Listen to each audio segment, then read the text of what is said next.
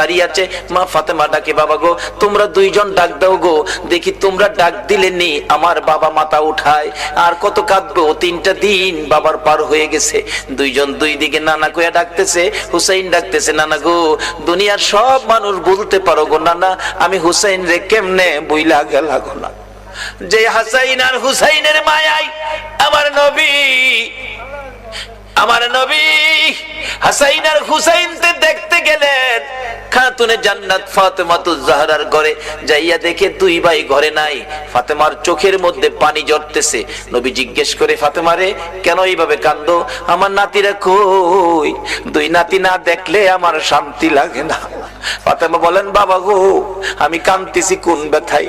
ঘরের পিছনে যাইয়া দেখেন গো বাবা, আজকে 3টা দিন পার হয়ে গেল, আমি ফাতেমার চুলায় আগুন জ্বলে না।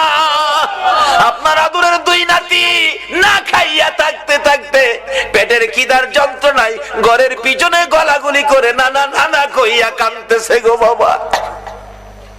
আমার নবী পিছনে যাইয়া দেখে গলাগুলি করে নানা নানা কইয়া কাঁদতেছে।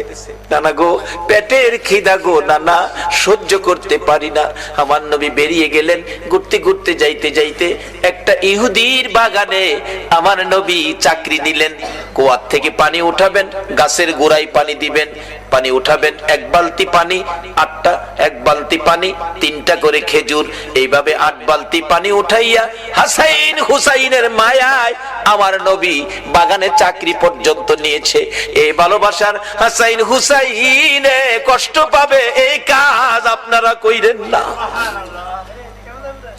আমার নবী 8 বালতি পানি উঠাইয়া 9 বালতি পানি বোরাইয়া টান দিলে রশি ছিঁড়ে বালতি কুয়ার ভিতরে পড়ে গেছে। ইহুদি দৌড়াই আসছে, পানি উঠাও পানি উঠাও। রশি ছিঁড়ে বালতি পড়ে গেছে, কি দিয়ে উঠাবো? ছিঁড়ে গেছে। হাও না তুমি ছিঁড়ে ফেলছো? আমার নবীরে কয়, নবী বলে ছিঁড়ে ফেলছে। আমার নবী বলেন, ইহুদি রে আমি ছিঁড়ি নাই, ছিঁড়ে পড়ে গেছে। এই পর্যায়ে 1 কথা 2 কথা রাগ হইয়া নিষ্ঠুর ইহুদি, যেই নবীর চেহারায় জীবনে কোনদিন মশা মাছি বসে না, আমার নবীর গাল মুবারকে ইহুদি থাপ্পড় লাগাইয়া দিছে। আমার নবী একটা চিৎকার মারছে, ইহুদি রে পেটের খিদা রে, আমার নাতিরা 3 দিন পর্যন্ত খায় না, আমি রাসূলও খাই নাই রে। 3 দিন না খাইয়া গালের গোশত শুকাইয়া গেছে রে ইহুদি, আমার গালে থাপ্পড় দিছস, বল তোর হাতে ব্যথা পাইছস নি? ইহুদি বলেন, কার গায়ে হাত তুললাম গো? আমি মারলাম, আমারে জিগাই ব্যথা পাইছিনি? আমার নবী ডাকে, এরে ইহুদি আমার 8 বালতি পানির বিনিময় 24টা খেজুর দিবি? হ দেব, দে। আমার হাসাইন আর হুসাইন কান্দে পেটের খিদায়। 24 খেজুর লইয়া নবী রওনা হলেন, চলে যাবেন নাতিদের খাওয়ানোর জন্য। আমার আল্লাহ কয়, জিবরাইল দে আমার বন্ধুর কানে খবর দে, বলদু যেন কুয়ার ভিতর থেকে বালতি উঠাইয়া দিয়ে আসে। জিবরাইল ডাকে, হুজুর যাইতাছেন গা? বালতি উঠাইবো কে? বালতি তো কুয়ার ভিতরে সিরা পড়ছে, কিভাবে উঠাবো? কিছু তো নাই, উঠাবো কি দিয়া? জিবরাইল কে, হুজুর কিছু লাগে না, যেখানে রাহমাতাল লিল আলামিন আছে এখানে কিছুই লাগে না, আপনি কুয়ার ভিতরে হাত দিয়া বালতিরে ডাক দেন। সুবহানাল্লাহ, আস্তে কইলেন?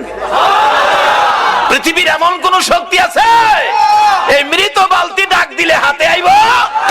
কিন্তু আমার নবীর হাতে আইব।